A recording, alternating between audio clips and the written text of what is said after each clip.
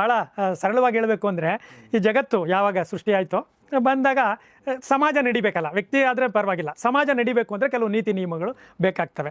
ಆಗಿನ ಕಾಲಕ್ಕೆ ತಕ್ಕಂತೆ ಕೆಲವರು ಆ ಧರ್ಮ ಈ ಧರ್ಮ ಆ ಥರ ಈ ಥರ ನಿಯಮಗಳನ್ನು ಮಾಡಿಕೊಂಡು ಬರ್ತಾ ಹೋದರು. ಅದಾದಮೇಲೆ ಒಂದಷ್ಟು ಶೋಷಣೆ ಅಂತೇಳಿ ಕಾರ್ಲ್ ಮಾರ್ಕ್ಸ್ ಎಲ್ಲ ಬಂದಾಗ ಆರ್ಥಿಕ ಕೇಂದ್ರೀಕೃತವಾಗಿ ಒಂದಷ್ಟು ಜನ ಶೋಷಣೆ ಮಾಡ್ತಾ ಇದ್ದಾರೆ ಅಂತೇಳಿ ಕಾರ್ಮಿಕರ ಪರವಾದ ಒಂದಷ್ಟು ಸಿದ್ಧಾಂತಗಳು ಬಂತು. ಸೊ ಆಮೇಲೆ ಅದು ಹೇಗಾಯಿತು ಅಂದರೆ, ಆರ್ಥಿಕ ಕೇಂದ್ರೀಕೃತವಾಗಿ ಬಂದಂತಹ ಶೋಷಿತರ ಪರವಾಗೆಲ್ಲ ಲೆಫ್ಟ್ ಅಂತೇಳಿ ಇದಾಗೋಯ್ತು. ಧರ್ಮ ಮತ್ತು ಧಾರ್ಮಿಕ ಆಧಾರದ ಮೇಲೆ ಬಂದಂಥದ್ದೆಲ್ಲ ಬಲಪಂಥೀಯ ರೈಟ್ ಅಂತೇಳಿ ಆಯಿತು. ಆದರೆ ಈ ಚಿಂತನೆಗಳು ಎರಡರಲ್ಲೂ ಏನು ಅಂತಹ ಕೊರತೆಗಳೇನು ಇರೋದಿಲ್ಲ. ಆದರೆ ಈ ಚಿಂತನೆಗಳೇ ಶ್ರೇಷ್ಠ ಅನ್ನುವಂತಹ ಒಂದು ಮೌಢ್ಯಕ್ಕೆ ಯಾವಾಗ ನಾವು ಬಲಿಯಾದ್ವಿ, ಯಾಕೆಂದರೆ ನಿಜವಾದ ನೀವಾಗಲೇ ಹೇಳ್ದಂಗೆ ಒಳ್ಳೆಯತನಕ್ಕೆ ಪಂಥಗಳೇ ಬೇಕಾಗಿಲ್ಲ, ಎಡನೂ ಬೇಕಾಗಿಲ್ಲ ಬಡನೂ ಬೇಕಾಗಿಲ್ಲ. ಒಬ್ಬ ಅತ್ಯಾಚಾರಿಗೆ, ಒಬ್ಬ ಕೊಲೆಗಡಕನಿಗೆ, ಒಬ್ಬ ಮತಾಂಧನಿಗೆ ನಿಮಗೆ ಯಾವ ಪಂಥ ಇದಿರುತ್ತೆ, ಯಾವ ಪಂಥ ಬೆಂಬಲ ಕೊಡುತ್ತೆ, ಯಾವ ಪಂಥದಲ್ಲಿ ಅದನ್ನು ಮಾಡಬೇಕಾಗುತ್ತೆ? ಖಂಡಿತವಾಗ್ಲೂ ಹಾಗೇನಿಲ್ಲ. ನಿಮಗೆ ಬಸವಣ್ಣನವರು ಅಂದರೆ ಈ ವ್ಯವಸ್ಥೆಯ ವಿರುದ್ಧ ಏನು ಅನ್ಯಾಯಗಳಿರ್ತವೆ, ಅಸಮಾನತೆ ಇರುತ್ತೆ, ಅದ್ರ ವಿರುದ್ಧ ನಾವು ಮಾತಾಡಬೇಕು.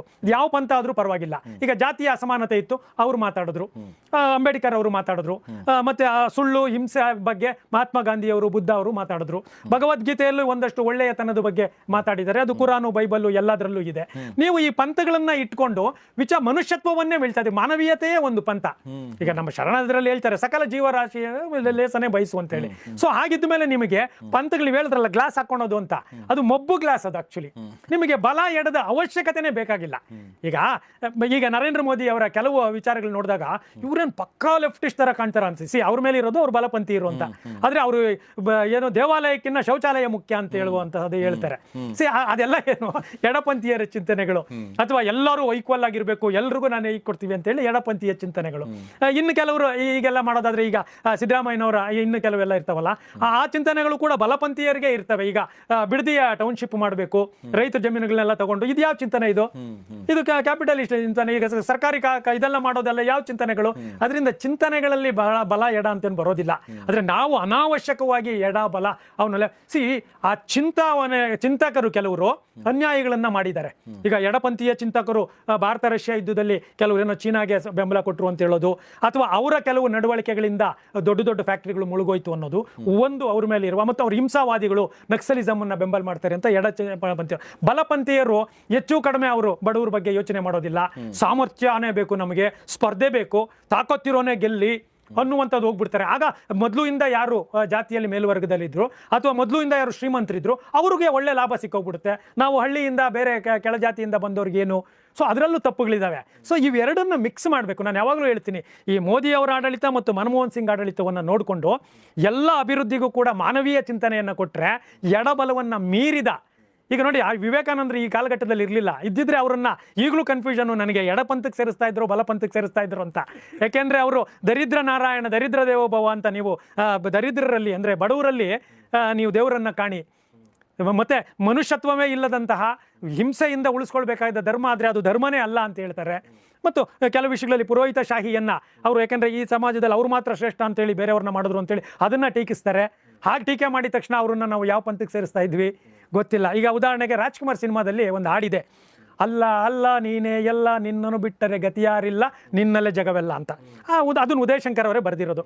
ಅಂದರೆ ಆಗಿನ ಸಿನಿಮಾಗೆ ಹೇಳಿದ್ರು. ಈಗ ಆ ಹಾಡು ಬಂದಿದ್ದಿದ್ರೆ ನೀವು ಅವರನ್ನು ಯಾವುದಕ್ಕೆ ಸೇರಿಸ್ತಾ ಇದ್ರಿ ರಾಜ್ಕುಮಾರ್ ಅವ್ರನ್ನ? ನಾನು ಇದನ್ನ ಯಾಕೆ ಹೇಳ್ತೀನಿ ಅಂದರೆ, ಅದಲ್ಲ ಸಹಜವಾದದ್ದು. ನಿಮ್ಗೊಬ್ಬ ಮುಸ್ಲಿಂ ಅತ್ಯಾಚಾರಿ ಆದಮೇಲೆ ಅತ್ಯಾಚಾರಿ ಅಷ್ಟೇ, ಅವನು ಮುಸ್ಲಿಂ ಅನ್ನೋ ಪ್ರಶ್ನೆನೇ ಬರೋದಿಲ್ಲ. ಒಂದು ಬಾಂಬ್ ಹಾಕಿದ್ರೆ ನೀವು ಯಾರೇ ಆಗಿರಿ, ಬಾಂಬ್ ಹಾಕಿದ್ರೆ ಇಲ್ಲ. ದೇಶ ವಿರೋಧದ ಬಗ್ಗೆ ಮಾತಾಡಿದ್ರೆ ನೀವು ದೇಶ ವಿರೋಧದ ಬಗ್ಗೆ. ಆಚರಣೆಗಳಲ್ಲಿ ಒಂದಷ್ಟು ವ್ಯತ್ಯಾಸಗಳಿರ್ಬೋದು, ಚಿಂತನೆಗಳನ್ನು ಬಲ ಎಡ ಅನ್ನೋದು ಬಿಡಿ. ನಿಮಗೆ ಈ ಸೃಷ್ಟಿಯಲ್ಲಿ ಈ ಸದ್ಯಕ್ಕೆ ಇರೋದು ಮನುಷ್ಯ ಒಂದು ಕಂಟ್ರೋಲ್ ತೊಗೊಂಡಿದ್ದಾನೆ ಎಲ್ಲಾದ್ರ ಮೇಲೂ. ಸೊ ಮನುಷ್ಯ ಕೇಂದ್ರೀಕೃತವಾಗೇ ಇರಲಿ. ನೀವು ಹೇಳಿದ್ದು ಬಹಳ 100ಕ್ಕೆ 100 ಒಳ್ಳೆಯದು ಕೆಟ್ಟದ್ದು ಇರಲಿ, ಅಷ್ಟನ್ನೇ ತಗೊಂಡು ಹೋಗೋಣ. ಕಾನೂನು ವಿರುದ್ಧ ಎಲ್ಲ. ಆಮೇಲೆ ಕಾಮನ್ ಸೆನ್ಸ್ ಇದೆ. ಈಗ ನಿಮ್ಗೇನು ಈಗ ಭಾಳ ಇದೇನಿಲ್ಲ, ನಾವು 2026 ಜೂನಲ್ಲಿ ಒಳ್ಳೇದು ಯಾವುದು ಕೆಟ್ಟದ್ದು ಯಾವುದು ಅನ್ನೋದು ನಿಮ್ಗೆ ಗೊತ್ತಿದೆ. ಪರೀಕ್ಷೆಯಲ್ಲಿ ಕಾಪಿ ಹೊಡೆಯೋದು ಒಳ್ಳೇದ ಕೆಟ್ಟದ್ದು, ಅದು ಬಲದ ಚಿಂತನ. ಯಾರೋ ಒಬ್ಬ ಬಡವ ಇರ್ತಾನೆ, ಅವನ ಪರವಾಗಿ ಅನ್ಯಾಯ ಆಗಿದ್ದರೆ ಅವನ ಪರವಾಗಿ ಧ್ವನಿ ಎತ್ತೋದು ಬಡವನ ಇದ. ಈಗ ನಾರಾಯಣಮೂರ್ತಿ ಬೇಡ ಅನ್ನೋಕ್ಕಾಗಲ್ಲ, ಬಂಡವಾಳಶಾಹಿ. ಹಾಗಾದರೆ ಅವ್ರನ್ನ ಒಪ್ಕೊಂಬಿಡೋಣ, ಅವ್ರು ಇರಬೇಕಾ? ಅವರು 10,000 20,000 ಸಂಬಳ ಕೊಟ್ಟು ಬೇಜಾನ್ ಜನ ದುಡಿಸ್ಕೋತಿದ್ದಾರೆ. ಇನ್ನು ಸೀನಿಯರ್ಸ್ಗೆ ಜಾಸ್ತಿ ಸಂಬಳ ಕೊಡಬೇಕು ಅಂತ ಅವ್ರನ್ನ ತೆಗೆದುಬಿಟ್ಟು ಮಾಡ್ತಾರೆ. ಅದನ್ನು ಸಹಿಸ್ಕೋಬೇಕಾ? ಅದನ್ನು ಸಹಿಸ್ಕೊಳಂಗಿಲ್ಲ. ನಾರಾಯಣಮೂರ್ತಿಯವರೂ ಇರಲಿ, ಆದರೆ ಅವ್ರು ಮಾಡುವ ಶೋಷಣೆಗಳು ಅಥವಾ ಅನುಕೂಲಕ್ಕೆ ತಕ್ಕಂತೆ ವ್ಯಾಪಾರಗಳನ್ನು ಮಾಡ್ಕೊಳೋದಾದರೆ ಅದನ್ನು ಖಂಡಿಸೋಣ. ಸೊ ಅಂದರೆ ನಿಮ್ಮ ಕಾಮನ್ ಸೆನ್ಸ್ ಅಷ್ಟೇ. ನಾರಾಯಣ ಮೂರ್ತಿ ಅವರೇ, ನಿಮ್ಮ ಲಾಭ ಬಂದಾಗ ನೀವು ನಮ್ಮನ್ನು ತಗೊಂಡಿದ್ದೀವಿ, ನಷ್ಟ ಆಯಿತು ಅಂತೇಳಿ ನೀವು ನಮ್ಮನ್ನು ಕಳಿಸ್ಬಿಟ್ರೆ ಸರ್ಕಾರದಲ್ಲಿ ಇಲ್ವಾ 30 ವರ್ಷ ಗ್ಯಾರಂಟಿ ಅಂತ? ನೀವು 30 ವರ್ಷ ಕೊಡಬೇಡಿ, ಬಟ್ ನೀವು ನನ್ನ ನಾಚ ಹಾಕೋಕ್ಕೆ ಮೊದಲು ಅಟ್ಲೀಸ್ಟ್ 2 ವರ್ಷ ನಂಗೆ ಸಂಬಳ ಕೊಡಿ, ನಾನು ಬೇರೆ ಕೆಲಸಕ್ಕೂ. ಈ ಥರದ್ದು ಅನೇಕ ಸುಧಾರಣೆಗಳಿರ್ತವೆ.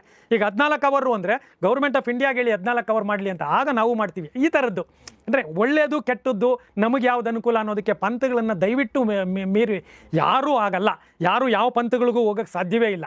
ಆ ಲೆಕ್ಕದಲ್ಲಿ ಈಗಿರುವ ಮಿನಿಸ್ಟ್ರುಗಳೆಲ್ಲ ಶ್ರೀಮಂತರೆಲ್ಲ ಬಲಪಂಥೀಯರೇ, ಬಡವರೆಲ್ಲ ಎಡಪಂಥೀಯರೇ. ಅದು ಕಾಂಗ್ರೆಸ್ ಇರಲಿ, ಕಮ್ಯುನಿಸ್ಟಿನ ಪಿನರಾಯಿ ವಿಜಯನ್ ಅವ್ರೇನು, ಅಥವಾ ಇನ್ಯಾರು ಮಮತಾ ಬ್ಯಾನರ್ಜಿ ಅಥವಾ ಅದಕ್ಕೆ ಮದ್ದಿದ್ದಂಥವ್ರು ಏನು, ಯಾವ ಪಂಥಗಳಿಗೆ ಸೇರ್ತೀವಿ ಅವರು?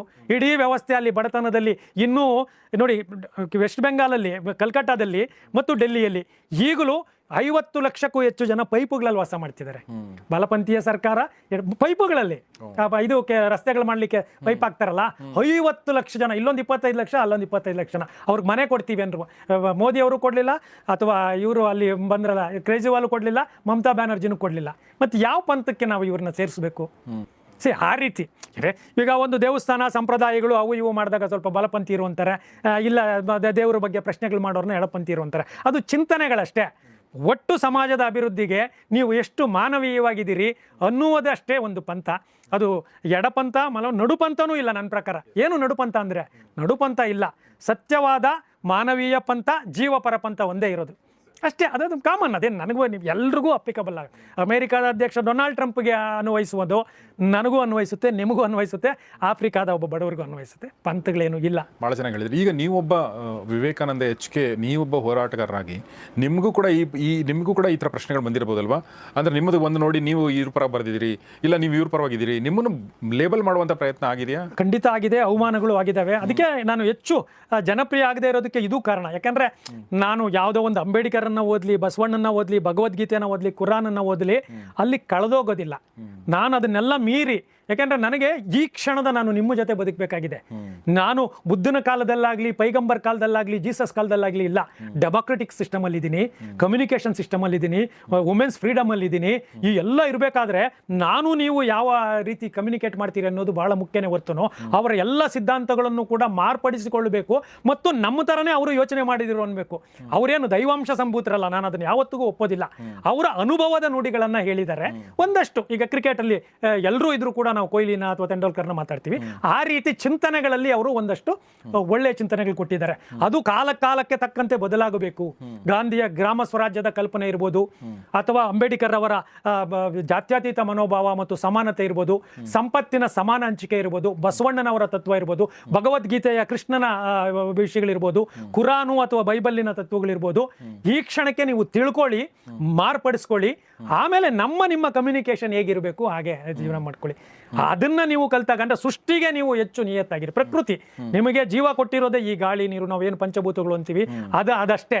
ಸೊ ಅದರ ಆಧಾರದ ಮೇಲೆ, ಸಂವಿಧಾನದ ಆಧಾರದ ಮೇಲೆ ನಾವು ನಮ್ಮ ತೀರ್ಮಾನಗಳನ್ನ ಕೈಗೊಳ್ಳೋಣ. ಸೊ ಈ ಇದನ್ನ ನೀವು ಮಾಡದೆ ನನಗೆ ಈ ತರದ್ದು, ಅದಕ್ಕೆ ನಾವು ಯಾಕಂದ್ರೆ ನಮಗೂ ಈಗಿರೋ ನಾಲೆಡ್ಜಲ್ಲಿ ನಾವು ಬೇಕಾದ್ರೆ ಅಂಬೇಡ್ಕರ್ ನೋಗಳೋದು, ಅಥವಾ ಇನ್ನೊಬ್ಬರು ನೋಗಳೋದು, ಭಗವದ್ಗೀತೆ ನೋಡೋದು, ದೇವ್ರ ಕೈ, ಈ ನಾಟಕಗಳನ್ನೆಲ್ಲ ಮಾಡಬಹುದು. ಆದರೆ ಅದಲ್ಲ, ಮನುಷ್ಯರನ್ನೇ ನಾವು ನೋಡಬೇಕು. ಮನುಷ್ಯತ್ವದಲ್ಲೇ ನಾವು ನಾಗರಿಕ ಲಕ್ಷಣಗಳಿದ್ದಾವೆ. ಇಲ್ಲಿ ನಮಗೆ ನೀವು ಈ ಕೇಳಿದ ಪ್ರಶ್ನೆಗೆ ಏನು ಅಂದರೆ, ಈ ವೆಸ್ಟರ್ನ್ ಕಲ್ಚರ್ ಇದೆಯಲ್ಲ, ಅದು ಸಿವಿಲೈಸ್ಡ್ ಸೊಸೈಟಿ.